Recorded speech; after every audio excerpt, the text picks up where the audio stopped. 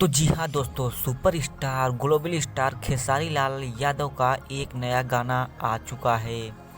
मैं आप लोगों को बता देना चाहता हूँ कि जो सुपरस्टार खेसारी लाल जी हैं उनका एक गाना आ चुका है। और मैं आप लोगों को उस गाने का टीजर भी दिखा दिया था, जो कि पहले पे रैंक कर रहा था शुरुआत में। वही गाना हमको आप लोगों को टीजर दिखा दिया था कि गाने का जो बोल था। देखो, पहले एक गाना जो इनका आया था कि ये देखिए तेल वाला जो गाना आया था खेसारी लाल का, ये तो सुपर हिट जा रहा है। और जो भी गाना आता है मार्केट में, इनका सभी गाना सुपर हिट चला जाता है। तो मैं आप लोगों को बता देना चाहता हूँ कि इनका एक गाना और आया है, आप लोग यूट्यूब पर जाकर देख लेना।